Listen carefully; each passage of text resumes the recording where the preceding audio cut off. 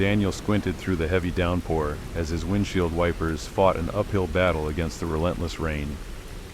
His GPS had lost signal an hour ago, and the last road sign he had passed had been so rusted over that he couldn't make out the words. "Typical," he muttered, frustration mounting as he turned the steering wheel sharply onto a dirt road. He was supposed to meet up with his friends in the nearby village for the weekend, but he was running behind schedule. The rain had hit unexpectedly, slowing everything down. To make up for lost time, he decided to cut through the woods. The road was winding, the visibility near zero as the trees seemed to close in on him. His phone had died earlier, and the cigarette lighter in his old sedan was long broken, so there was no way to charge it. Still, Daniel was confident that the road he was on would take him straight to the village. The plan was simple: meet his friends, hang out for the weekend, and maybe enjoy some peace away from the chaos of the city. But as he drove deeper into the woods, doubt began to gnaw at him. The road narrowed significantly, almost as if it wasn't a road at all, and the trees loomed larger, their branches tangling in eerie shapes above him. He should have reached the village by now. Suddenly, the car lurched violently. Daniel's hands flew to the wheel as the vehicle skidded out of control. The tires hit something slick, and before he could react, the car swerved hard to the right, smashing into a tree. His head slammed against the steering wheel, and then, nothing. When Daniel opened his eyes, the world around him was dim and unfamiliar. He blinked rapidly, trying to clear the haze from his mind.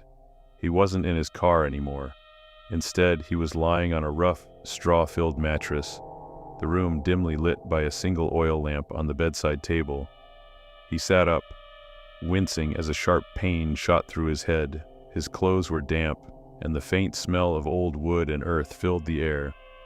The room had a rustic feel, like something out of a period drama: stone walls, wooden furniture, and no sign of modern technology. "Where the hell am I?" he muttered to himself, swinging his legs over the side of the bed. His boots were gone, replaced by simple leather slippers. He stood slowly, steadying himself as his head throbbed with every movement. The door creaked open, and Daniel's heart raced as a woman in her 30s entered the room.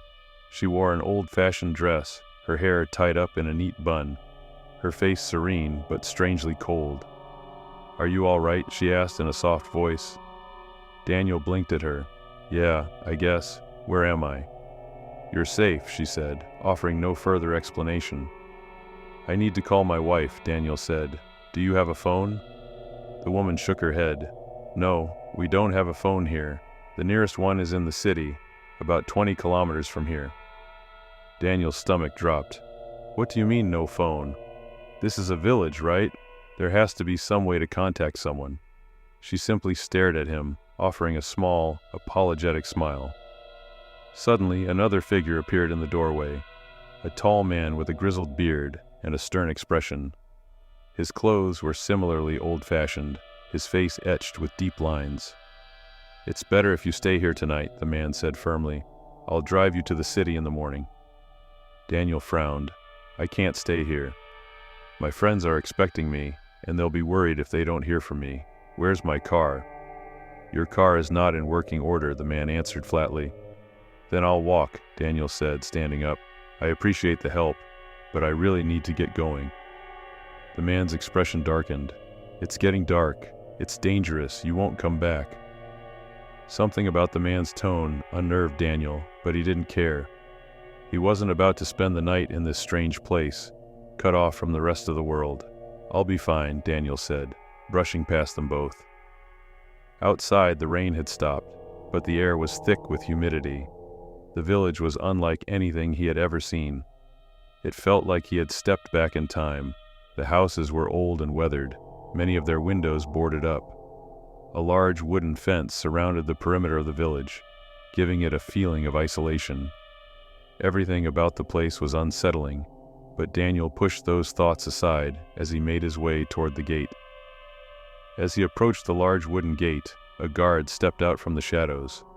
"Where are you going?" the man growled. His voice was low and menacing. "Don't you know you can't go out in the evening? "I'm leaving," Daniel said, his patience wearing thin. "I'll be fine."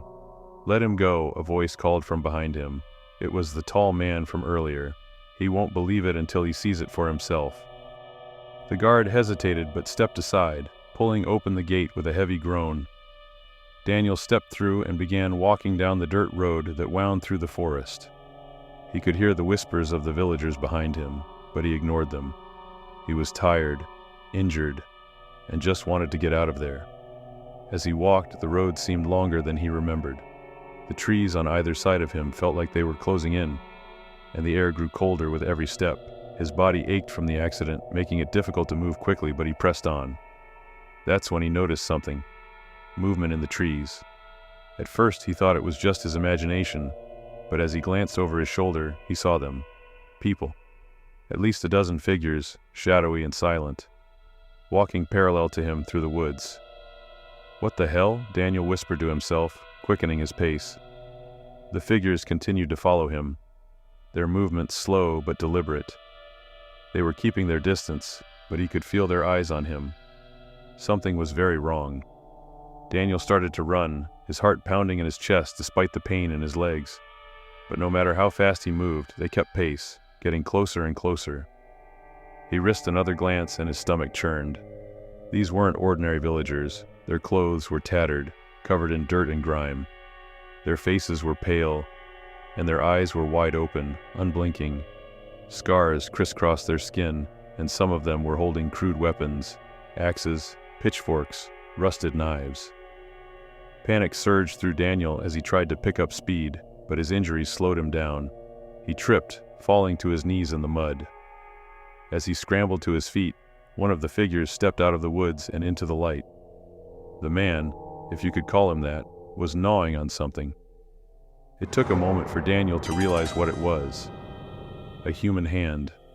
The man chewed it like it was a piece of meat, blood dripping down his chin.